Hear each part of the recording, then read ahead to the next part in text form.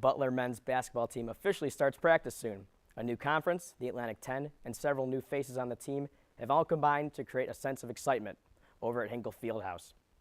I'm joined today on the Bulldog Blitz by one of those new faces and one of the returning veterans. But before I introduce my guests, here's a report by Matt Schumacher about the upcoming season. It's new, it's exciting, and it's got fans buzzing. It's Butler basketball in the A10 conference, and it feels so right. For months now, Bulldog fans have been talking about the prospect of a bigger, better, and more competitive brand of basketball, with new venues, new opponents, and new rivalries. But as the athletic department told me, the effects of the move run well beyond the basketball court. Well, I think it's just a great opportunity, not only for our athletic programs, but for the university as a whole. We get to take our brand into a whole new area, particularly out east. You're playing in major metropolitan areas like we're going to. It gives you more exposure. More people are going to read about it, hear about it, talk about it, and then the TV exposure. I don't think you can.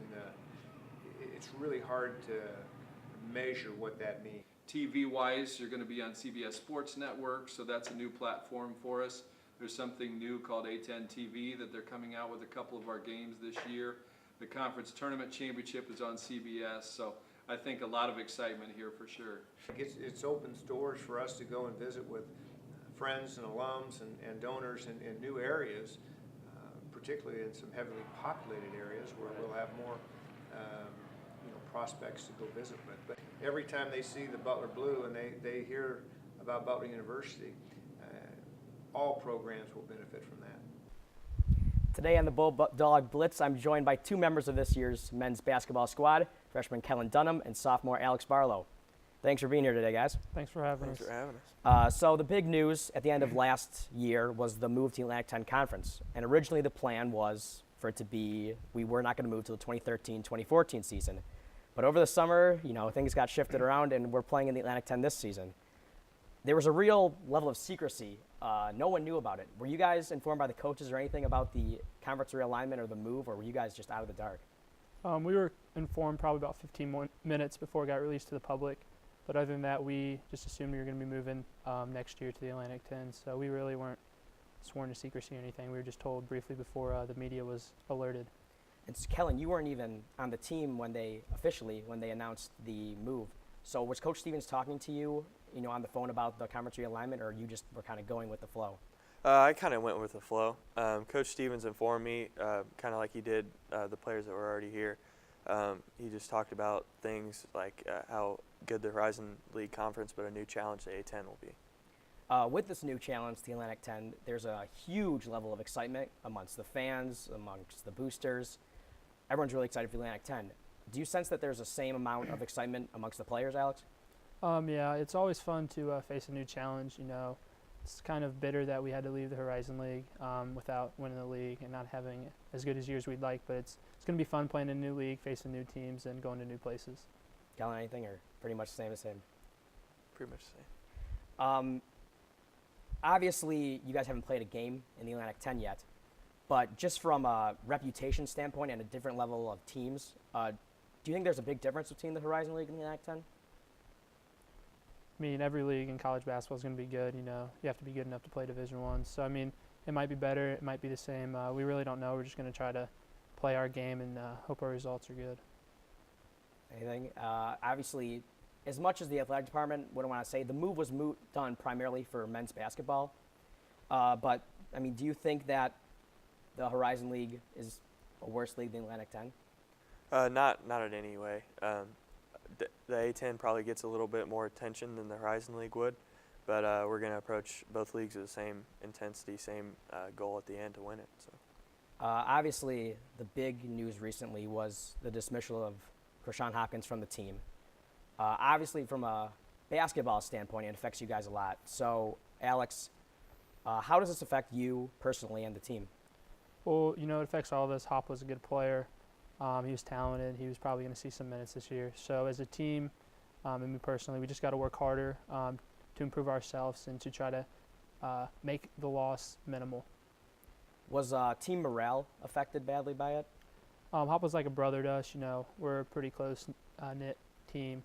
So losing him, we were sad, but we wish him the best, and hope everything is well for him.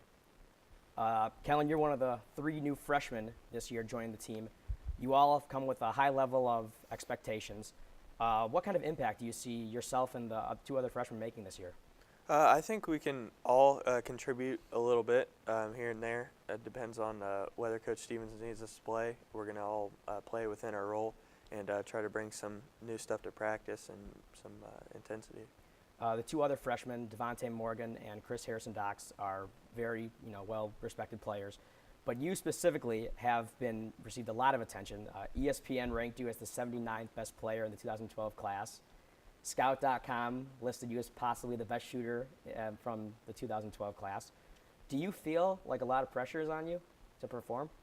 Not necessarily. I really don't pay attention to the rankings or anything like that, but I'm just going to try to contribute everything I can to this team for us to reach our goal at the end. You've only started shooting around with these guys for a little bit now, but can you tell a difference between high school and college level basketball? Yeah, just everything about it. Just how much more responsible you need to be on the floor, how much more knowledgeable you need to be as far as defense and the program that we're trying to run here at Butler. And then just everyone's so much bigger, faster, stronger, smarter. It's just a whole different world. With the loss of Krishan, there suddenly is a lot of minutes that are opened up. And, everyone reads the online blogs, the opinions of writers. A lot of people see the minutes going to Kellen, Chase Stegall, Jackson Aldridge. Not a lot of people are talking about Alex Barlow getting the minutes, but you played in some pretty significant games last year. Do you feel at all slighted by the fact that you're not getting a lot of love? I don't really read into that or look into that. I just try to be the best player I can be, work as hard as I can, do as much as I can to help the team. So I don't really feel slighted or really even care what the writers or the people on the message boards have to say. I'm just wanting to help the team out any way I can. Going back to last year, the first 30 games of the season, you played a combined total of 17 minutes. And yet in the first CBI game, you played 21 minutes off the bench. What do you attribute that to? Just hard work, going hard in practice, doing extra work. And thankfully, Coach Stevens gave me a chance to play, and I just tried to make the most of it and do the best that I could. And I was fortunate enough to play 21 minutes that game. So it was fun to do that, and I was glad we won a couple games in CBI. You mentioned the extra work you put in. Is that just more shooting outside? Is that working with the coaches more, working with players on your own? Working on my own, working with some of the players, going up to Hinkle at night, shooting, playing some one-on-one, just that kind of stuff really helped me get used to the speed of the college game and just helped me improve. Personally, do you expect to have a bigger role this year? I really don't worry about that. I'm sure we'll have a lot of competition in practice, and the coaches will make the right decision on who should play. So I really don't know. I hope so, but it's kind of all up to how practice goes, and however I have my role, that's what I'm going to do. Your role, you mentioned, you are known as a defensive specialist. It seems like defense is really hard to coach, and I think Kellen, I think the big thing with you coming in here was, learning to play college defense. Have you, learned anything from Alex watching him play defense? Yeah, he gets a lot of credibility from the coaches, definitely. He's always alert on what's going on the floor. He just brings a different mindset, a different defensive mindset to the game. And he's always active, and the coaches tell me to watch him when I'm trying to learn what we're trying to work on in practice and such. So, Alex, it may be a tough question to answer, but how do you get good at defense? It seems like, shooting, enough repetition, you'll get good at it. You can increase your speed, but it seems like defense is just a very fickle thing that you can't really, it's hard to improve on. A lot of it's a mindset. You got to have a mindset that, I'm going to try to be in the right spot at the right time. When my guy gets the ball, if I'm guarding one-on-one, I'm not going to let him score. It's more of a mindset of playing it. A lot of people worry about offense, so I just kind of go out there with the mindset that I'm going to focus on defense, focus on my rotations, and I trust the system and the spots the coaches have put me in from what we've done in practice. You are a walk-on the team, and not a lot of people actually know what a walk-on is. Can you kind of explain what the roles of a walk-on are in difference from a scholarship player? A walk-on, basically, we get to travel with the team, we practice with the team. If we're lucky enough, fortunate enough, we get to play with the team. Basically, we just have to pay for our schooling, books, room and board, tuition, all of that. So we have to pay full tuition, and then whatever academic scholarships or financial aid we get, that helps us pay for school. But we don't get any of the per diem, like the meal money and stuff like that the players get during the regular school year. And in practice, you practice the exact same way as the other team? Yeah, most of the time, last year, all the walk-ons were on the scout team, which was fun because we got to help the guys prepare for the game. But we get to practice the same amount as they do the same drills they do, and we get critiqued and praised just like the scholarship players do.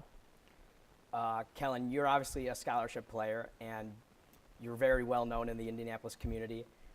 Your high school, you were the man. You played 40 minutes a game, scored averaged 30 points a game. What do you see your role being early on in the season?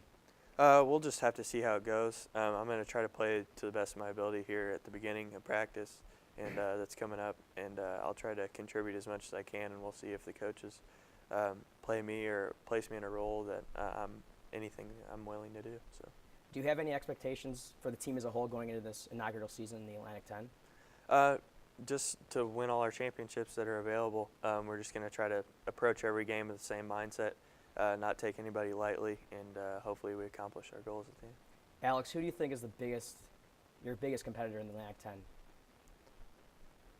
I mean, Xavier's going to be Xavier's a rival of ours. St. Louis is good. Dayton's traditionally good.